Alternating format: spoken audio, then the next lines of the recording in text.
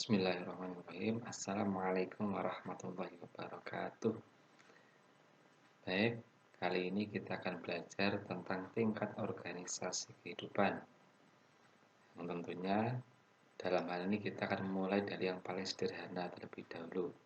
Baik, next. Yang pertama, yang paling sederhana dari organisasi kehidupan yaitu adalah atom. Atom nanti membentuk sebuah yang lebih besar lagi disebut dengan molekul. Molekul lebih besar lagi disebut dengan makromolekul.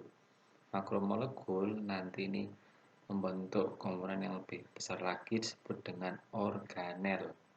Organel ini membentuk lebih besar lagi disebut dengan sel, ya.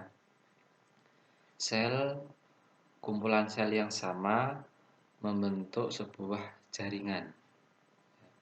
Jaringan-jaringan membentuk sebuah organ. Di sini contohnya berarti ini adalah jantung.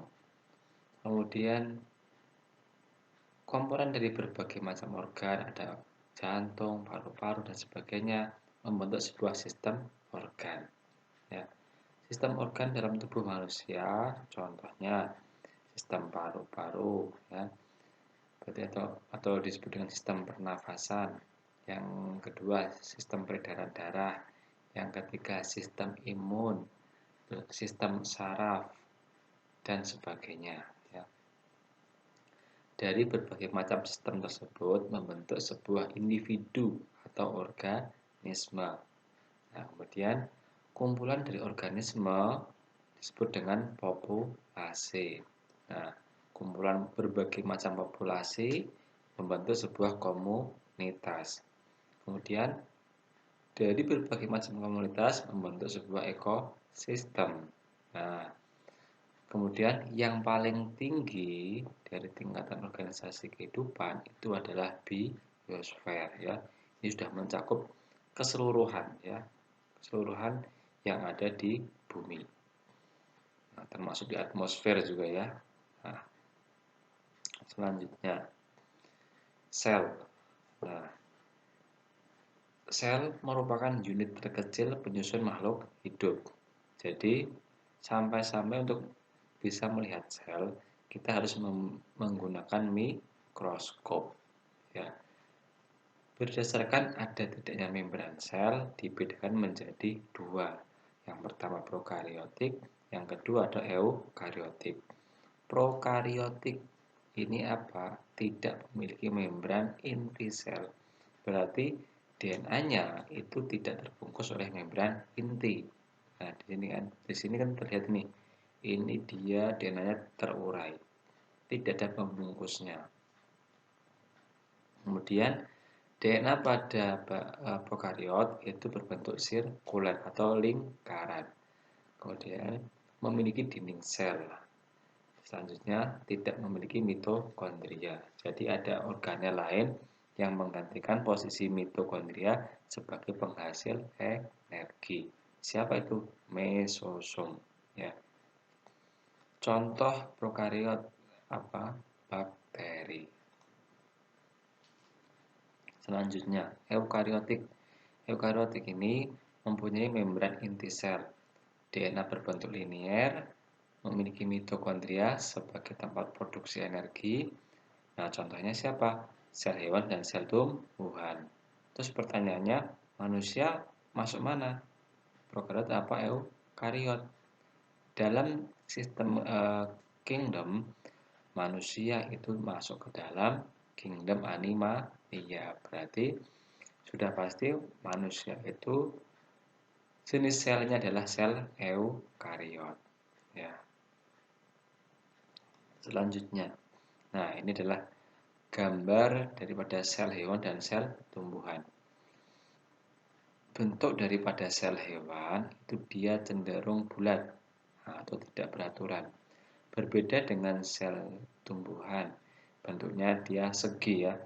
Nah, bisa segi 4, segi 5, segi 6 dan sebagainya. Yang penting dia segi. Kok bisa segi? Kenapa pertanyaannya? Karena sel tumbuhan mempunyai dinding sel, ya.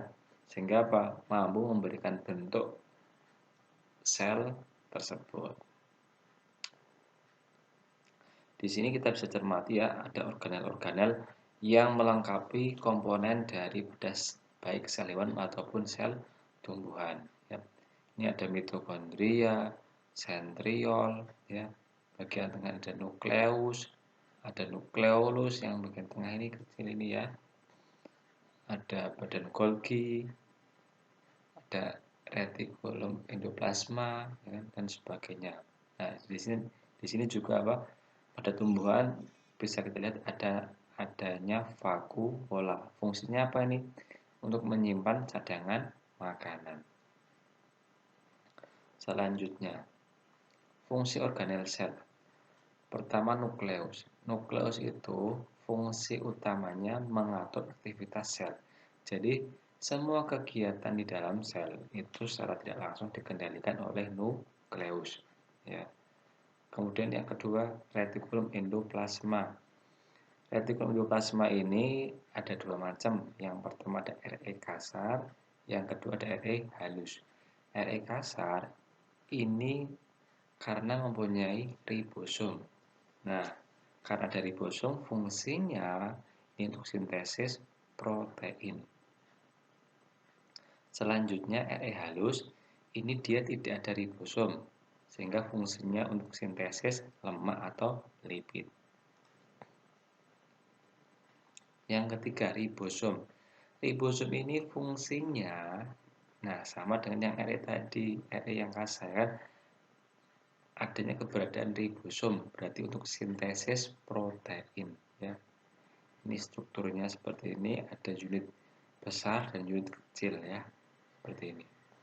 Dan selanjutnya badan Golgi. Badan Golgi ini seperti pir ya. Ini fungsinya untuk sekresi zat ya. Nah, jadi mengeluarkan zat fungsinya. Selanjutnya lisosom. Lisosom itu fungsinya untuk apa? Pencernaan intraseluler. Intra berarti di dalam, seluler berarti sel. Berarti pencernaan di dalam sel. Pertanyaannya apa yang dicerna? Yang dicerna yaitu organel-organel sel yang sudah rusak, tidak digunakan, ya kan? Sehingga apa? Organel sel tersebut perlu dihancurkan. Yang keenam, membran sel. Membran sel ini fungsinya mengatur aktivitas keluar masuk zat. Jadi, membran sel ini yang mengontrol ya, zat yang keluar masuk sel. Selanjutnya, dinding sel. Dinding sel ini fungsinya untuk melindungi sel. Ya. Di sini kita bisa lihat ada pektin, ya, kemudian ada selulosa. Ya. Nah, memang ini adanya selulosa ini yang membuat apa? Manusia ketika mau makan sayur-sayuran itu dia justru akan semakin lancar pencernaannya, ya. Semakin banyak semakin lancar, tapi tetap ada batasnya.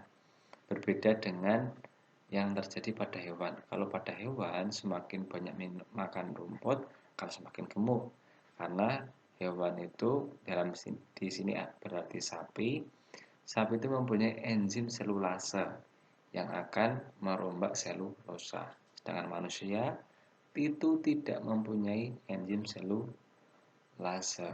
Jadi tidak akan bisa merombak selulosa. Yang kedelapan, kloroplas. Kloroplas ini fungsi utamanya yaitu untuk melakukan fotosintesis. Di sini ada bagian-bagiannya, ada granum, ada stroma ya. Itu sebagai tempat terjadinya reaksi fotosintesis. Nah, kalau granum ini terjadi proses reaksi terang. Kalau stroma ini reaksi gelap. Ya. Selanjutnya, sentriol. Sentriol itu dia berfungsi membentuk benang gelendong dalam proses pembelahan. Jadi ketika sebuah sel itu mau membelah, nah ini khususnya pada sel hewan ya. itu nanti sentriolnya dia mulai mempersiapkan diri untuk membentuk benang gelendong ya. Fungsi benang gelendong ini apa? Nanti dia akan menarik eh, kromosom untuk menuju kutub masing-masing. Nomor 10, vakuola. Vakuola ini, nah ini bisa kita lihat di sini ya. Ini yang bentuknya besar nih ya. Bentuknya di sini malah melebihi inti sel ya. Ini namanya vakuola. Vakuola itu fungsinya untuk menyimpan cadangan makanan. Selanjutnya, perbedaan sel hewan dan tumbuhan. Nah, ada beberapa perbedaan yang bisa kita temui di sini. Yang pertama adalah dinding sel, yang kedua sentriol, yang ketiga lisosom, yang keempat kloroplas, dan yang kelima adalah vakuola. Sel tumbuhan itu mempunyai dinding sel, tetapi sel hewan tidak mempunyai. Sel tumbuhan tidak memiliki sentriol, ya, tetapi sel hewan punya.